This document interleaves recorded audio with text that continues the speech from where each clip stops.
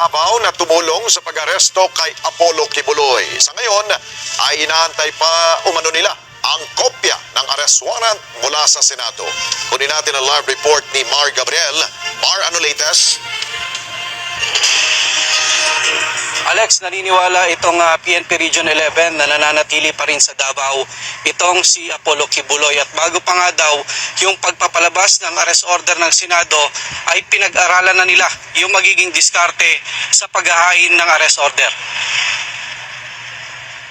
Nakahanda ang Davao Region Police na tumulong sa pagsisilbi ng arrest order laban kay Apollo Kibuloy ng Kingdom of Jesus Christ. Kasunod yan ang paglagda ni Senate President Juan Miguel Zubiri sa arrest order dahil sa patuloy na pag-isnab ni Kibuloy sa investigasyon kaugnay sa mga aligasyon ng sexual abuse at iba pang pang-aabuso laban sa kanya. Ayon kay PNP Region 11 Director Police Brigadier General Alden Delvo, hinihintay na lang nila ang koordinasyon ng Senado. Kami dito, we're just preparing also if ever yung warrant ay madala na dito sa Davao or transmitted to us, no, to PRO 11. And if the Sergeant at Arms of the Senate or the Congress, whoever the warrant is addressed to, kung nasama pa sila dito and we will assist them, we will see. But this is just a normal police process of serving a warrant. PRO 11 is ready to serve that. Pero bago ito, nauna na raw nagsagawa ng conference sa mga opisyal ng Davao Police kung saan tinalakay ang legalidad at diskarte na gagawin nila sakaling may lumabas na arrest order. Naniniwala si General Delvo na nasa Davao pa rin si Kibuloy.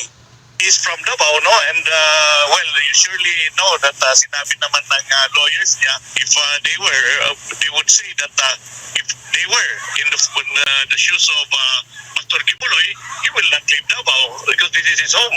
This is his safe haven. So probability is he is here. And then kung pag-serve sa warrant, no, it's a normal process, given due process, the legality and everything. And if we found him to be around Davao, no, we just serve him that warrant together with the Sergeant at Arms or the representative of the Senate or Congress. Kasama sa ikinukonsidera ang pag-aay ng arrest warrant sa Glory Mountain na pag-aari ni Kibuloy. Kaya naman pinaghahandaan na rin nila ang posibilidad na pag-alma ng mga tagasunod dito. We all know that the members will be agitated by it, of course. But the police, we are ready for any eventualities at the outcome of this serving of the warrant.